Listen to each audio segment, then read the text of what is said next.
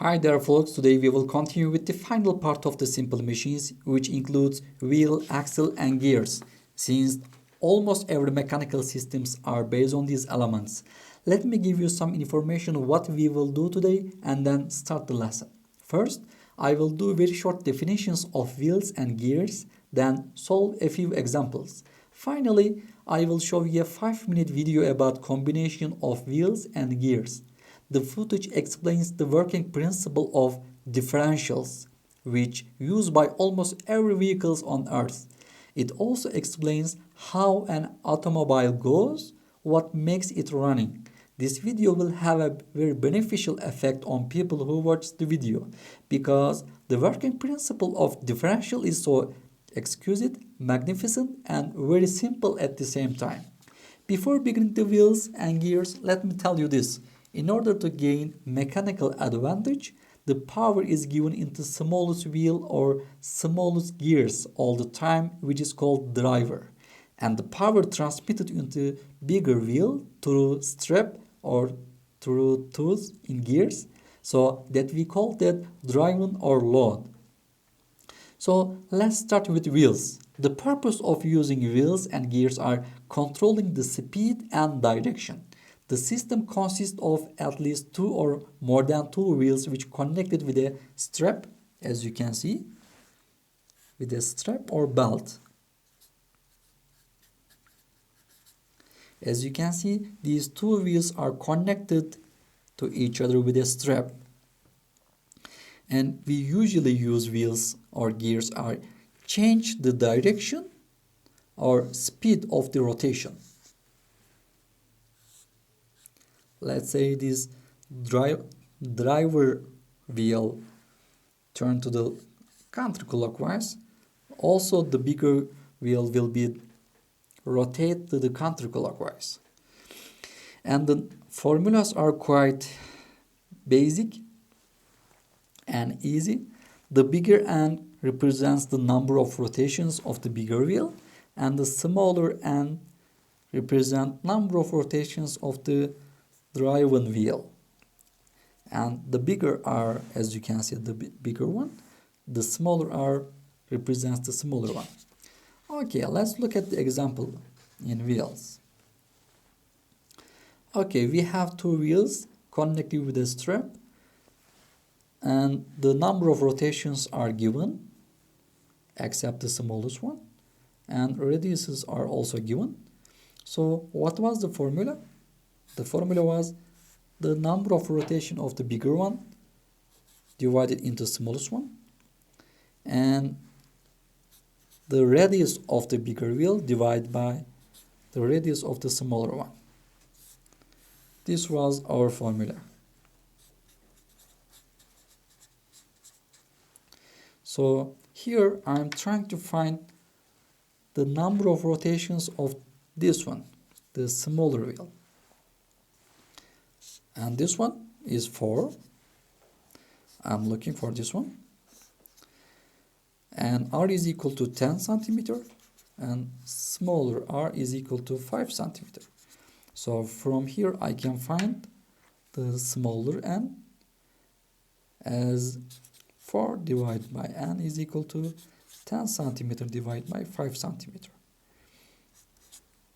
And from here I can find 4 times 5 divided by 10, and that's equal to n. So n is equal to 2. That means that if I rotate the smaller n 2 times, that means the bigger wheel will turn 4 times, which is given in the question at the beginning. Okay, so how we can find the mechanical advantage of this one? The mechanical advantage in wheels are equal to bigger R divided by smaller R, or the bigger n divided by the smaller n, which is 10 centimeter divided by 5, and that's equal to 2. The mechanical advantage is also 2 in this example. So let's continue with the gears. As I just mentioned at the beginning of the subject, the small gear is called driver. This one is driver or effort, and the big gear is called as driven in gears. And this is our formula. Number of the teeth, number of the rotations again, and this one is represent number of rotations, and this one is represent the number of teeth. The gears, we use gears usually, the direction of the rotation of the driving gear is always the opposite. If I rotate the driver gear in this way, so that means the bigger gear will rotate the other way. We can calculate the mechanical advantage of gears by using this formula again. Basically, wheels and gears have the same working principle. The only difference between wheels and gears is that the direction of the rotation of the driving gear is always opposite of the driver gear. This one I just explained. So let's look at the example.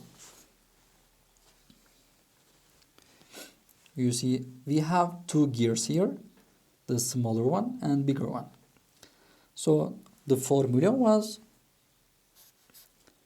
N, the big N, those divided by the small n, which is equal to smaller rotation of the driver gear divided by the rotation of the bigger gear. So that one is our formula. In the question, we are looking for the rotation of the smaller gear. This one is given as 20, and this one is given as 12, and that one is 3. So let's calculate together.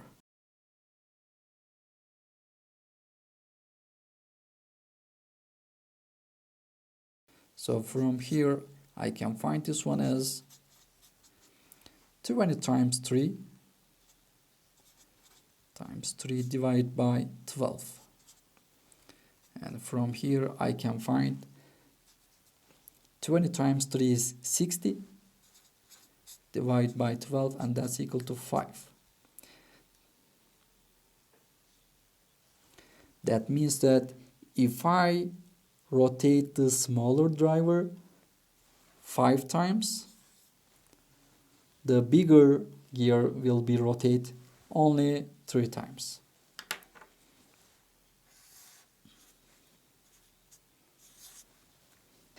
Okay, we came to the final part of our lesson today. Let's see how differentials work. I'm quite sure that this video will enlarge your horizon significantly. If you have any questions, please do not hesitate to make comments on this video and like the video. Now, let's see the footage.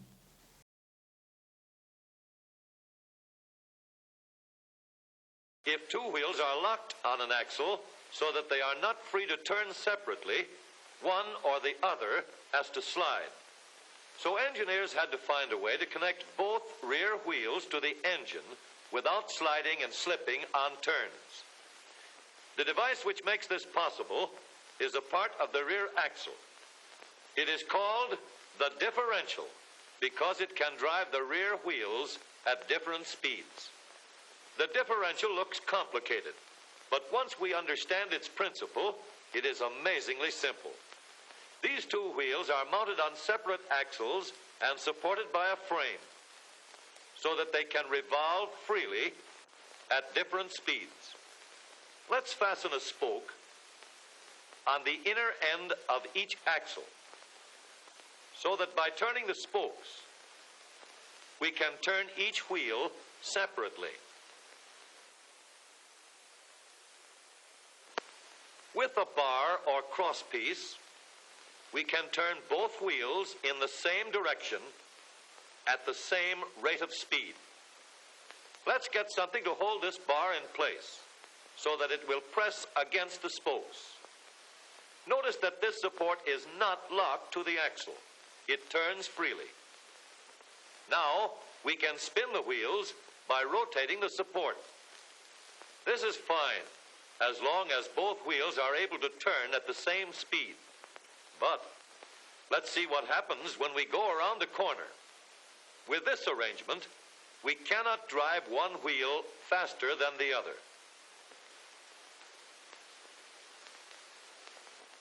And if we stop one wheel, the other wheel won't budge.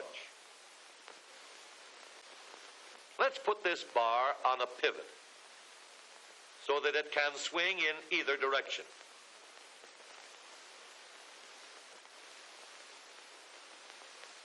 Now, the bar can still turn both wheels at the same speed. And because it pivots, it lets one wheel turn even when the other is stopped. But if turned too far, the bar will swing around until it won't drive the spokes that turn either wheel. We need another crossbar and more spokes to carry on the job. When we stop one wheel, the crossbars will continue to push the spokes of the free wheel around.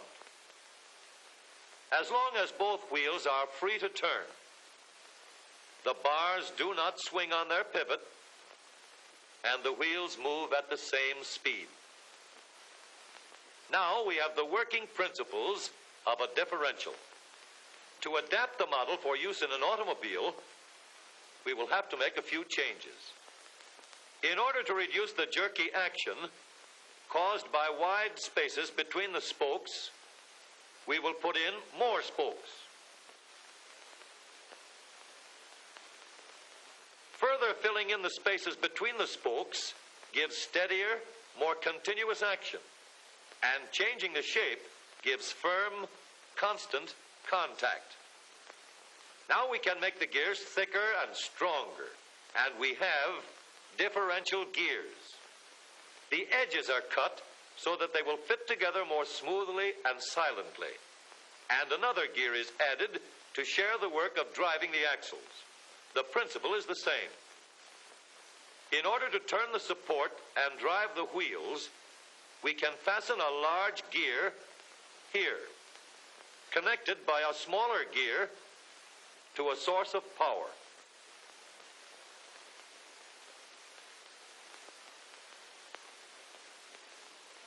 Notice that the power is connected to the differential at the center line.